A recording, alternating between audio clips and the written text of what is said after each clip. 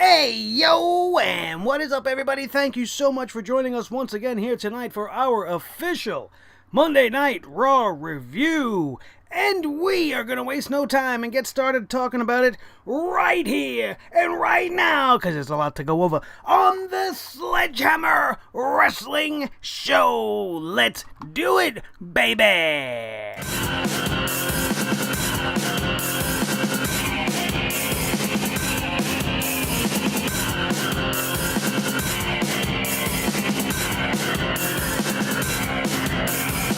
Sledgehammer Wrestling Show.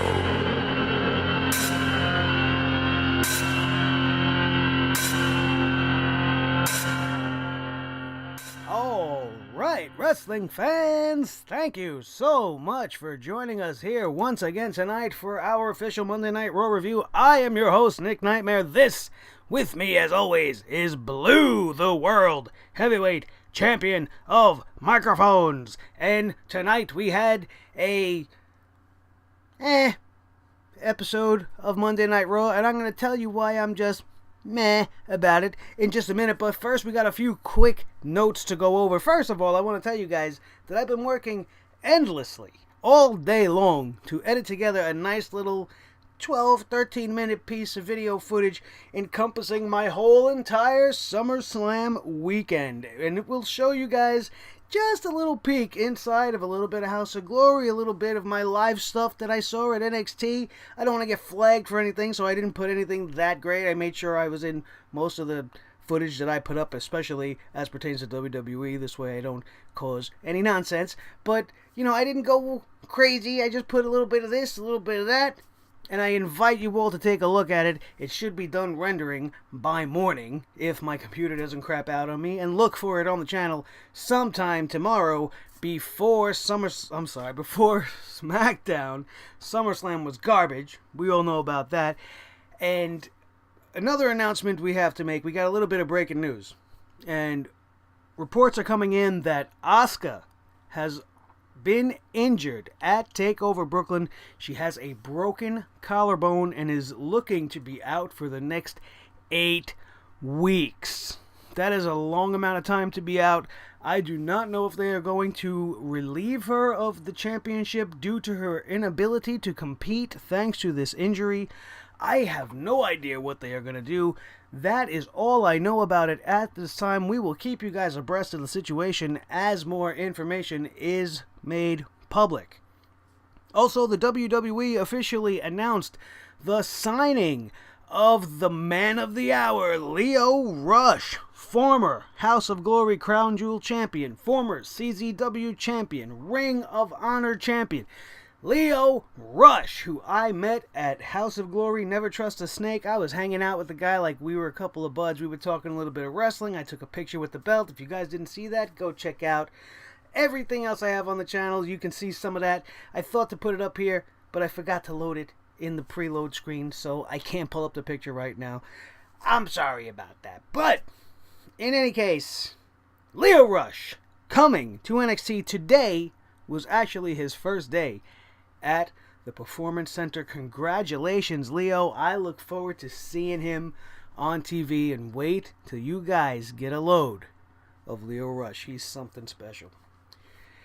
Also, as far as the injury reports are going, no official word yet on the condition of Big Cass following tonight's edition of Monday Night Raw and the injury he sustained during his street fight with Enzo Amore, and we are going to get to that as we are about to start our Monday Night Raw review. I have got notes aplenty here to go over because there was a lot that I was thinking about while we were going through this show.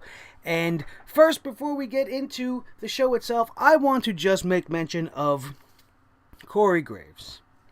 Dear Corey Graves, you are awesome. You are one of my favorite voices on the roster. Please try to stop being so damn corporate. I know that he doesn't really have a choice in the matter in what he has to say. Like, if it's on the script or Vince is in his ear and he tells him to say something, he has to say it. But for him to turn around on Monday Night Raw tonight and say SummerSlam lived up to the hype. Lived up to the hype? What hype? What hype was there for SummerSlam? 2 weeks? You threw this show together in 2 weeks. It felt rushed. And then you did a whole bunch of nonsensical things that only equate to needing to shock us and trying to make us believe once again that anything can happen in the World Wrestling Federation entertainment. Shock value does nothing for me. It needs to mean something. I don't care about these sudden title changes. I went over it in full in my SummerSlam review, which you can find on the channel after you watch this. If you missed it, because I did put that up very, very late because of my epic weekend, which you will get a sneak peek at tomorrow. Please feel free to go take a look at that. But SummerSlam had no hype to live up to. It's just more of that TV jargon, that TV corporate bullshit to WWE fluffing themselves up. Just like how they kept claiming SummerSlam was sold out at the Barclays. No, you weren't. No, you were not. Tickets were available just up until 6 hours before the show. I know because I looked. Yeah, they happened to be the $500+ tier of tickets, but there were tickets available. You were not sold out. Stop lying to us to make your ego feel better and to make everybody who's listening make you think you're still awesome, because the WWE has not been awesome, especially when it pertains to everything that happened last night and leading into tonight. There was one glaring moment of awesomeness, and it was provided to us by the Awesome One himself. And it's so amazing how they can take everything that they did in that one amazing segment and absolutely crush it all in one fell swoop. But we will get to the Miz and his awesomeness in a minute as well. Right off the bat, Monday Night Raw starts off with the Advocate, Paul Heyman, coming out with his beast. Always, like he likes to say, I don't make predictions, I deliver spoilers, and he does his whole spiel about he told you Brock was going to win, and Brock won, yada yada yada. Of course, he was entertaining. I don't mean that in a negative way, but we all know Paul Heyman's shtick. It's fantastic, his delivery was great, and we all love him, so let's move on.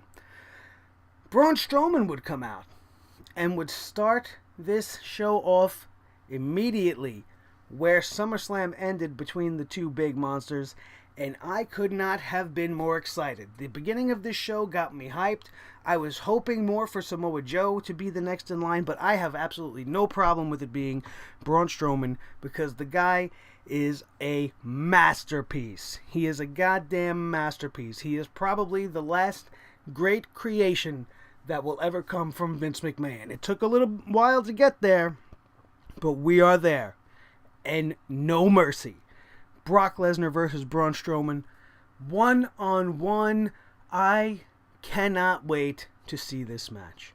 I'm always a little trepidatious and a little fearful of how they're going to end up booking this match, especially how we've seen them been booking things lately that make no sense, and I really, really hope that whatever it is they decide just makes sense. Don't give me some stupid interference ending and have somebody come out. I don't even care if it's Bobby Roode. Don't do it. Don't do it. It doesn't need to be done. I want to see a straight-up contest with a straight-up winner between these two monsters. If you're not going to wait for a big event like SummerSlam, you want to do it, I'm sorry, a big event like Survivor Series or a big event like the Royal Rumble, you don't want to drag this thing along, fantastic.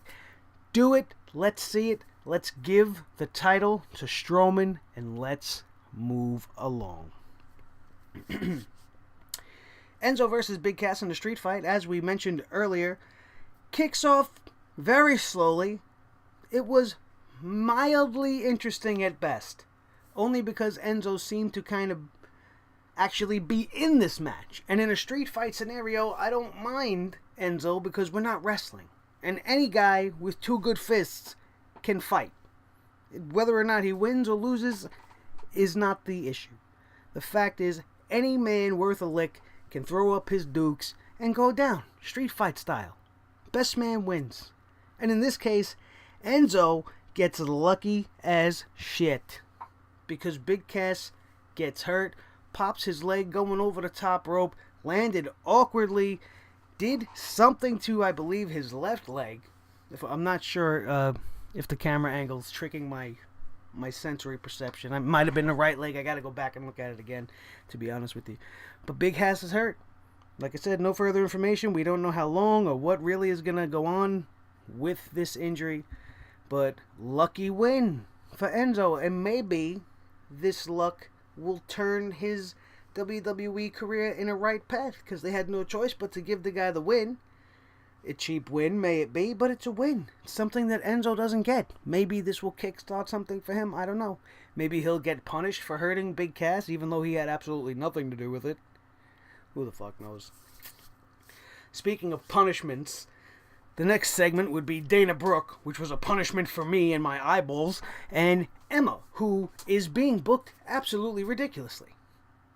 I don't mind the character coming out and being a whiny, frustrated person, claiming to have started the women's revolution, even though she hasn't been around in the last 3 years, not even a fucking lick. It's fine, she's delusional, I don't mind. And she starts talking shit about Nia Jax. Nia Jax ends up showing up behind her, says, you know what? We're going to say the trend worldwide is going to be give Emma CPR, not give Emma a chance. I think they could have came up with something a lot stronger than that. Come on. That was a weak line. Didn't really look good for Nia Jax. And then, to make it even worse, the match comes up next. Emma gets squashed. An absolute squash match. She didn't even get to really put up a fight. Why? Why are you punishing Emma? Is this possibly because she didn't get that gimmick over that you handed over to Lana that still didn't get over because it's a shit gimmick? It's a gimmick that's a relic of the Divas days that nobody wants to see. Nobody gives a shit about a glam fashion model. We want to see wrestling ladies. Real wrestling ladies like we're going to see in the Mae Young Classic next week. That's what we want to see. We don't want to see beautiful women like Lana and Eva being in the ring pretending to be wrestlers. Those days are gone. We have real women's wrestlers. Asuka, Ember Moon, Tessa Blanchard. They're here. Charlotte, Sasha, Becky. We don't need it. So you're punishing her for that? Because she was smart enough to know that her original gimmick is the gimmick that's getting her over. It was working. It was doing good. She was getting heat, and you took it away from her. And you're punishing her. You squashed her. You didn't even let her look like a viable contender. There is not one reason why Emma should not have had a great match with Nia Jax. Give them 10 full minutes. Let the girl showcase everything she's been saying. All the things she's been touting about herself. How she is so great. And she is. She's one of the best wrestlers on the roster. Especially on the Raw roster. There's no reason why she couldn't be inserted into a program with the champion right now. She's that fucking good. She's Paige level good. They came up together. They were the first NXT Women's Championship main event. And now she's being squashed in minutes by Nia Jax, which is not really a knock on Nia Jax, because when you're 3 times the size of the girl, I get it. It's believable. But why not let the girl look strong? Just a little bit. Her campaign is all for nothing. And that's what I believe is really happening. She's being punished for not pulling off what they wanted her to do. Who's ready to walk with Elias? I am always ready to walk with Elias. He kicks it off with a very beautiful song. He begins to mock R-Truth's version of What's Up, doing his own little version, which was very entertaining. And then he starts to kick off a little song about R-Truth, and R-Truth would come out and interrupt the song, and then he would very quickly be dissipated by Elias Sampson. I'm saying the last name because that's what I like. I love Elias Sampson. High hopes for the guy. This was a useless thing for him. What I don't understand in this scenario is how you can take a guy like Elias Sampson and have him involved in matches and situations with the likes of a Finn Balor and then bring him down to the R-Truth level. Okay, it was a 3-minute squash and it made him look good, but this guy has the potential to go with Finn Balor. But instead of exploring that avenue that you kind of skirted down a little bit before you had the Bray Wyatt Finn Balor thing go on, instead of going that route with Elias, you want to give him this. And you want to give Finn Balor fucking Jason Jordan in front of a live Brooklyn crowd. And you get what you get for that. That was not my favorite way I've seen Elias Sampson featured. Because I'm not a fan of squash matches. I'd rather see him go out there and wrestle. You are missing the point. You are missing what really makes these guys special. It's not about his guitar playing and his songwriting and how he knocks the hometown and how he's singing funny songs about his opponent. That's not what he's about. He's about kicking ass. Like the Honky Tonk Man. It wasn't about his musical talent, but he was one of the longest reigning Intercontinental Champions of all time. And there was a reason for that. Because he could wrestle. How good he could wrestle is up for debate. But the record is what it was. And this is Elias Sampson. That's what he deserves. He deserves, much like I say about the Fashion Police. This angle, the gimmick is great. You know, all the entertainment value, the songs, and this and that, it's great. But if he's not going out there and kicking ass, it's a waste. Because that's how you get these guys over. Kurt Angle has another surprise. He has another surprise announcement. And it's coming up next on Raw. I immediately was hoping that his announcement was going to be that he decided to adopt Chad Gable, bring him into the Angle family so that he could reunite American Alpha and everything will be beautiful in the universe again. Sadly, that was not the case, and it was the absolute opposite, as it was the worst thing that could ever happen. Kurt Angle's big announcement was simply, John Cena is here. And then Kurt Angle went away, and the champ came out, or the former champ, the 16-time champ came out. I definitely was able to see him, even though I did not want to see him. And this next segment would ensue. I hated everything about what was happening here up until The Miz came out. And let me tell you why.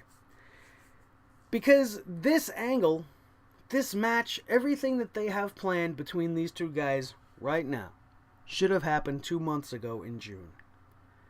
Whatever they're planning to do now should have been done throughout the entirety of the summer. Once John Cena came back on the fucking July 4th special, this should have been his announcement then. I'm back, I'm at Raw, I'm a free agent, and I want to fight Roman Reigns. That's the only reason I'm back. You build it up throughout the summer, you have it at SummerSlam, the second biggest event of the year. But no. What do we get? We get this at the beginning of the lead-in to No Mercy. Are we going to get Roman Reigns versus John Cena at No Mercy on the same night that we're going to get Brock Lesnar versus Braun Strowman? Are they trying to turn every pay-per-view into WrestleMania Light? I don't understand. That's how you fill an arena. That's how you get a big show like WrestleMania or SummerSlam over. By having a match of that magnitude. As much as I hate it either way. I don't give a shit one way or the other about that match. Not about John Cena winning, not about Roman winning. To me, nobody wins. No matter who wins, nobody wins. Not you, not me, not the universe, not the winner of the match, not the loser of the match. Nobody wins in this scenario. For most of us, this is a lose-lose situation. And I could care less about it. The only thing that made it interesting was the arrival of The Miz. At first, I thought The Miz was going to ruin this whole thing. But he did not. Oh, and by the way, I know you guys heard it, but the crowd in Brooklyn agreed with me. Because the most dominant chant between this entire segment was, "You both suck." Which was absolutely music to my fucking ears. But The Miz was cheered a lot during this segment. The crowd was absolutely behind everything The Miz would say. I have some of it written down right here. The Miz comes out and he says, I am tired of you guys always getting the moments. You undeserving guys getting the moments. Where's my moment? I'm the guy who's here week in and week out working my ass off. Me. The only champion in the ring. Fucking beautiful. Kurt Angle seems to think Raw needs John Cena. Then he turns to the crowd. Do you need John Cena? Do we need John Cena? A resounding no chant of 18,000 plus hits the crowd.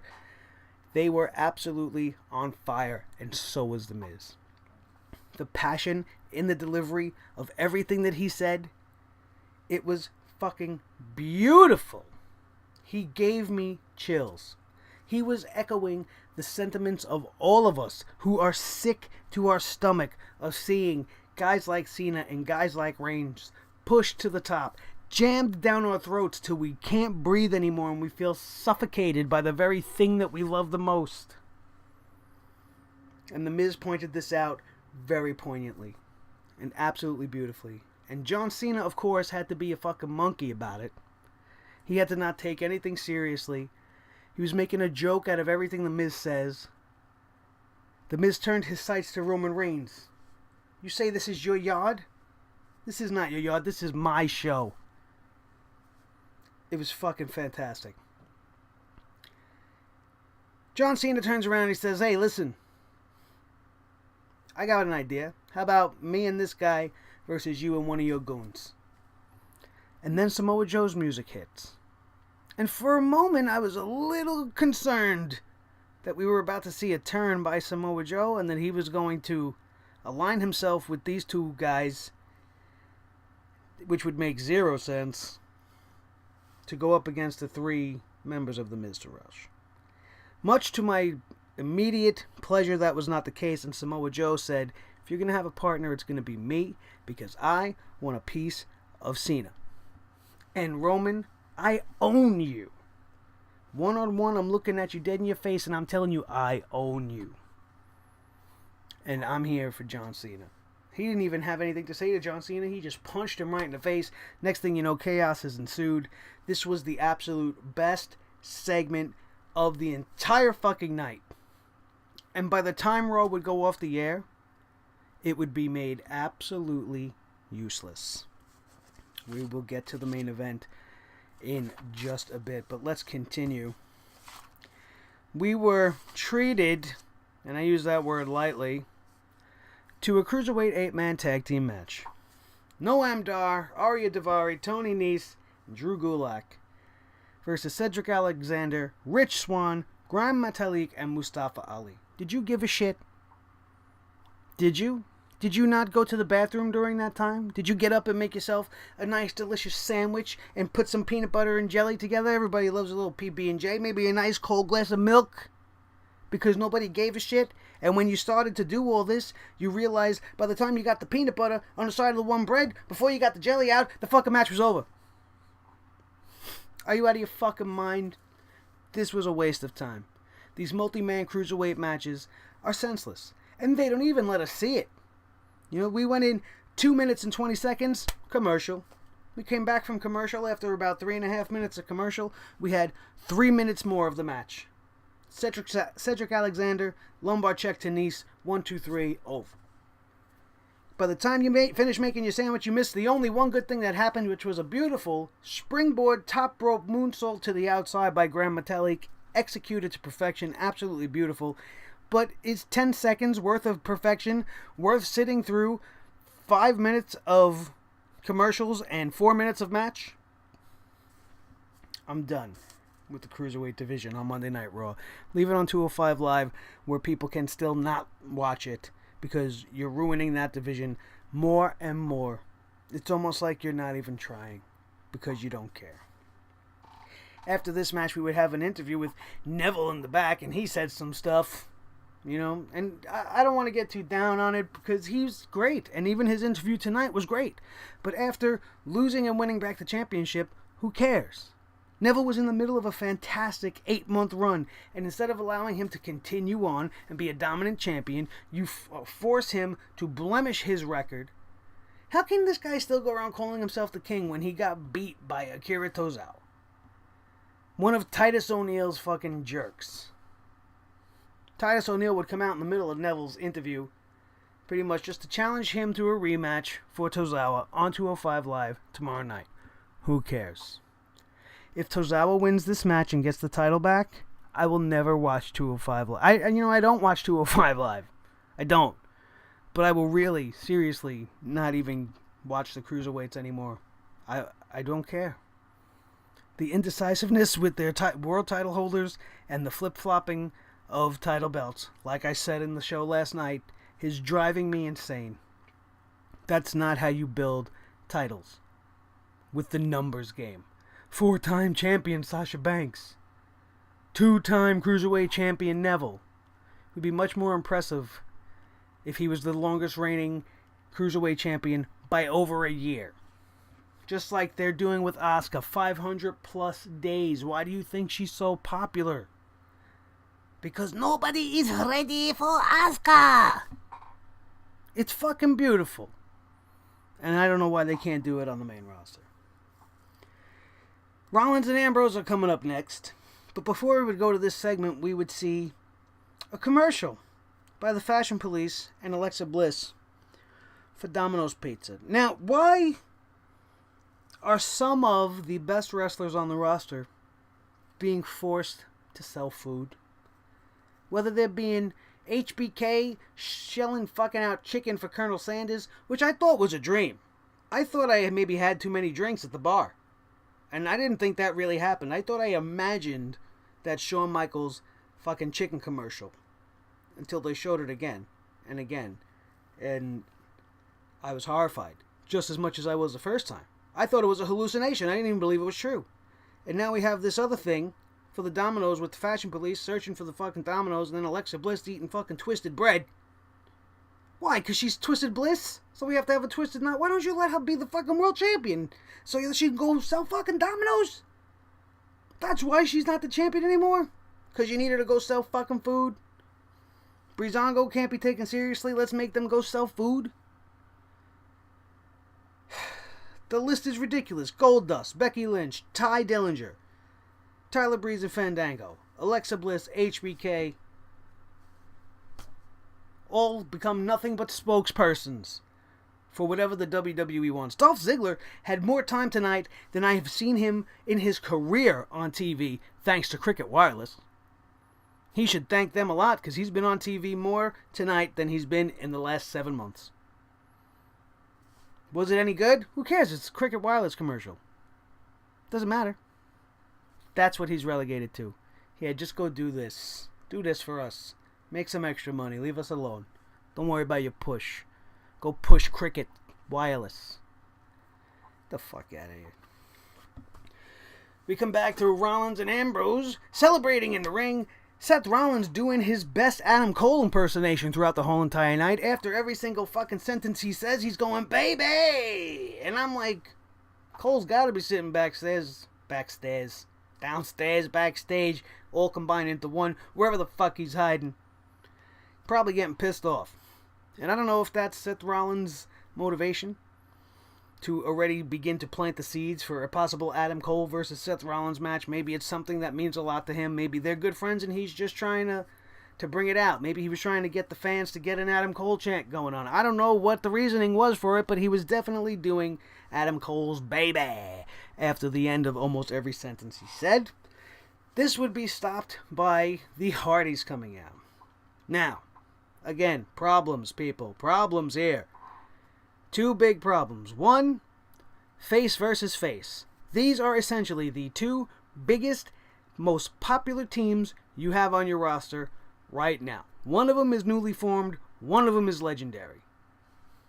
And you put them one-on-one with no build behind it. Nothing at all behind it. That's problem one. Problem two, you do this on free television for Monday Night Raw. This is probably the biggest tag match you can have for Monday Night Raw right now. It's never happened before. the Shield versus the Hardys in any manner. And it would be for the World Championships. And it deserves to be fucking built. It deserves more attention than this one match, no matter how good the match may be. And the quality of the match only speaks more to my point, that this should have been at least a No Mercy match. Let them challenge them. Let them start building something. You got a couple of weeks until the pay-per-view. Do it.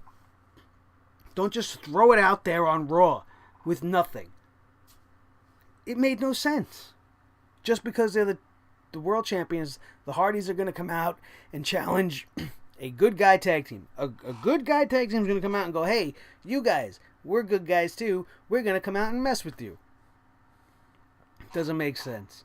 The only thing I can think of is that they're going to truly begin the awakening of the Hardys with the Jeff Hardy spot monkey missing and causing the team to lose thing that they did so successfully down in TNA for the Broken character. That might be the end result, and this might be that, although that spot was supposed to be for the Revival to do. Maybe they're going this way, and Ambrose and Rollins are going to break the Hardys. That's fine.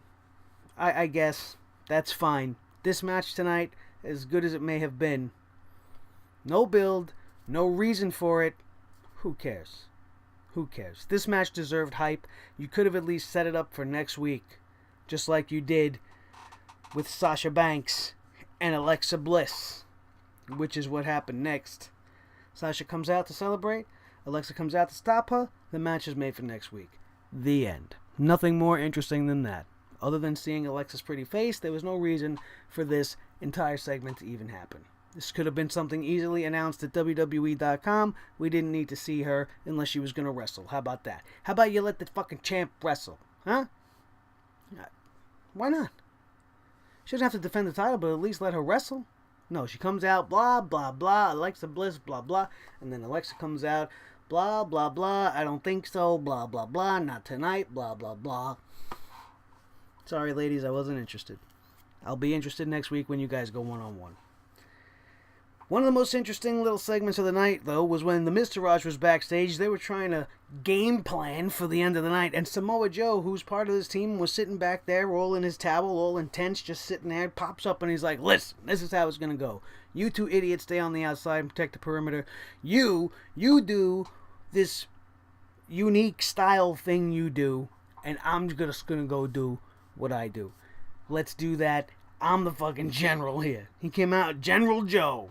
Fucking put everybody in their place. The Miz Taraj fell in line. They were like, all right, that's what we're going to do. That's what you want, Mr. Joe. That's what we're going to do.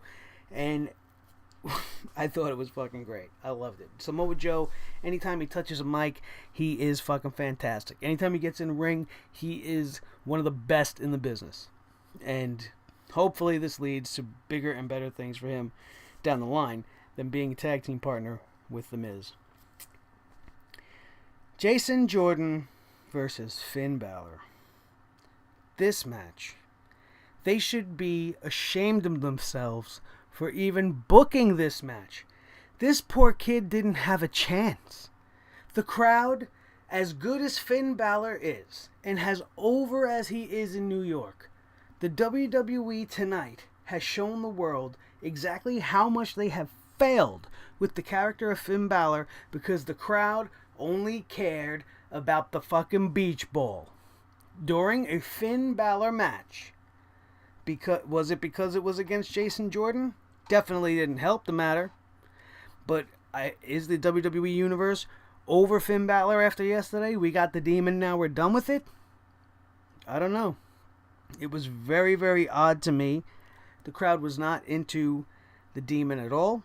I'm sorry, Finn Balor at all. They were into the Demon yesterday. Probably not as much as I expected, but that's because we already knew he was coming, so we weren't surprised by it. And now he's gone back to being Finn Balor. And I think that's part of the problem, and that's part of the reason why they tried to stay away from the Demon thing, because when he's just plain Finn Balor, he's a lot less interesting. He is just as talented. He's not a different person. He's not. He doesn't do anything different as the Demon than he does as Finn Balor. But it's just more interesting. It's just more intriguing. And you've made him so boring for so long, And you've kept the demon away for so long that now when he's not the demon, I think they've lost interest. That's just my opinion. For them to spend their time playing with the beach ball again, instead of watching this match, it's just a crying shame. Jason Jordan is in a lot of trouble. He's in a lot of trouble. Because if you watch this match, it was a decent match. The kid can wrestle. Everything that the commentary team said during this match was absolutely true. He has a championship pedigree. He has familiarity with Finn Balor. They trained together in the Performance Center. They were in NXT at the same time, so they know one another in the ring and outside the ring. That's a story that could be built upon. But I don't think they're going to do that now with the way the crowd reacted. And shame on you guys in Brooklyn for doing that to these kids. Playing with a beach ball is great when the match or the moment calls for. Why weren't you playing with a fucking beach ball during the Roman Reigns segment? You know, why weren't you playing with a beach ball all throughout the boring matches of SummerSlam? Why weren't you playing with the beach ball in all the appropriate places? I don't understand. Is there even an appropriate place to create a ruckus in the crowd and cause a distraction from the show? Which was very, very evident in the main event tonight. Because the BeachBall Mania would continue even after Jason Jordan and Finn Balor did their thing. Just want to make sure I got through all my notes here. Yeah, we're looking good, guys. Looks like we didn't miss a thing. I'm sure you guys will let me know if I did. And I thank you for that. And I always welcome you guys to comment below. Let me know what you think about everything that I think. Love all that interaction with you guys. Let's talk about this main event. This main event... Oh, Finn Balor won, by the way, in case you were guessing. Did I really even have to tell you that? You already fucking knew. Even if you didn't watch the show, you knew. Finn Balor's not going to lose to Jason Jordan. It was a stupid match to give the kid anyway. Main event. Cena and Reigns versus Samoa Joe and The Miz. The match was actually pretty good. These guys were hitting each other hard. They were trying to compete against the beach ball. And this moment... there was a moment in this match where you cannot help but give Cena some fucking credit, because even though it seems to those who are watching with a naked eye that Cena was distracted by the beach ball, he actually allowed the crowd to feel like the sixth man in the match, to feel like a third tag team partner, because Cena was playing to the crowd, telling him to stop playing with the beach ball, and every time he did that, he turned around and ate some kind of a maneuver from either The Miz or Samoa Joe. So effectively, the crowd was almost costing Cena and Reigns the match. That was a master stroke of wrestling. He didn't have to do that. The crowd's doing the wave. He starts jumping around like this, and as soon as he turns around, The Miz nails him with a kick and then hits him with a DDT. The crowd goes wild. You got to give the crowd the assist there. Same thing when he hit the top turnbuckle and he's yelling at the guys over there, hey, stop playing with the fucking beach ball. He comes down off the thing and eats a fucking fist for The Miz, gets another move, the crowd goes berserk. Ah! Master stroke. Genius. And you have to give it up when things like that happen. Did that make this match worth seeing? No. Because the way they ended this match is the way we all knew this match was going to end. We just weren't sure which one of these yokes were going to get the pin. And they gave it to John Cena. John Cena pins The Miz 1, 2, 3. And here's my big problem with this whole thing. The Miz is actually right. At one point during his promo, he called out the fans saying that we're the problem. That they don't know when to whether to boo or cheer Cena. They don't know whether to boo or cheer Roman Reigns. And they made that absolutely evident at the end of this match. Because John Cena gets the 1, 2, 3, and even though they booed him throughout the match, the crowd pops very loud. Very, very loud. When Cena gets the win. What the hell is that? If you dislike the man, and you're booing him out of the building, and you're booing his partner out of the building, and his team wins, why are we cheering in celebration? That's why Vince McMahon thinks he's winning. And that's why he continues to do the things that The Miz pointed out tonight. and pushes these guys down our throats, even though they are not deserving of it, because you idiots eat it up. I don't get it. The smarter thing for them to have done in this scenario, especially being in Brooklyn and wanting to build a feud between Reigns and Cena, would have been to have them lose tonight due to the miscommunication spot that we saw. We've seen Roman Reigns accidentally hit John Cena with a Superman punch. That should have cost them this match. It would have really started a rift between them, and we could have really kick-started this thing off if that is what your true intention is to do. Your whole reason for him being on Raw is to fight Roman Reigns. You had the ideal scenario pop up tonight, and instead of doing the right thing, giving The Miz the momentum as the heel in the scenario, allowing him to make the Brooklyn crowd happy, which I don't even know if they would have been. They might have booed with the reaction that we got. I don't even know anymore with these fans. But the heel should have won, picked up the momentum. Cena and Reigns could have started their feud right there. There doesn't have to be a bad guy in that scenario, because what they're fighting over is the fact that one cost the other the match. You hit me. You didn't mean to hit me. I don't believe it. Blah, blah, blah. We've seen it a million times. That would have been a great kick-starting point. But instead, that exact spot happens, but their team still comes out victorious. And that is why we hate them both. Teflon. Not only can't see them, you can't touch them, and you can't beat them. The Super Friends win. Superman and fucking Aquaman over there. I can't take it anymore. I don't understand. I don't mind the direction, because we all said Cena versus Reigns has to happen. Cena versus Reigns happening before a big event like WrestleMania or SummerSlam does it no justice. And I don't care. I don't care where they're going. It's got to be better than where we've been, right? I doubt it at this point. Tomorrow night's going to be fucking SmackDown, and I'm looking so much less forward to SmackDown than anything else, and that's a shame. It used to be one of my favorite shows, and now I can't even stand the thought of having to watch Jinder Mahal walk down that fucking ramp with the title on his shoulder again after having faced Shinsuke Nakamura at SummerSlam. This man is still the champion. Absolute disrespect. You want to know more about that? Check out the SummerSlam review, because I can't go through all of it again. I can't. Unfortunately, we're going to have to tomorrow night for SmackDown Live. This was a long one because fucking Raw was a long one. I took a lot of notes. I wanted to try to be as thorough as possible, and I believe we did just that. This is the first time I think we went over a half an hour really deep in a long time. And I want to thank you guys if you stuck it through all the way to the end. Give me the hashtag with the number 45 down below, since we're going 45 minutes long today. 45-minute man. And thank you for taking it from me. Nice and hard. I'm sorry. It's fucking hot as balls in this room, and I think I'm getting fucking delirious. Or maybe it's just the after effects of Raw. Well, maybe it's the effects of the fucking eclipse finally wearing off. I don't know, because I felt weird all week, and I'm blaming the moon. And maybe it's this fucking moon that's making fucking everybody in WWE lose their fucking minds. I don't know.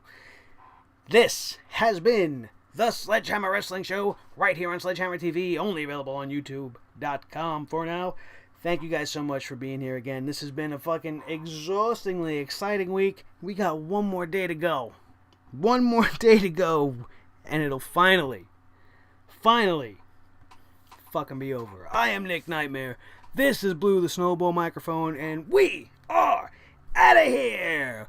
Thank you for watching, and we will see you next time, right here on the Sledgehammer Wrestling Show.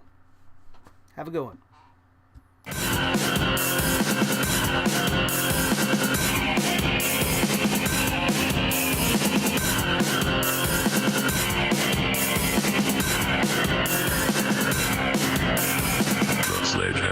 Wrestling Show.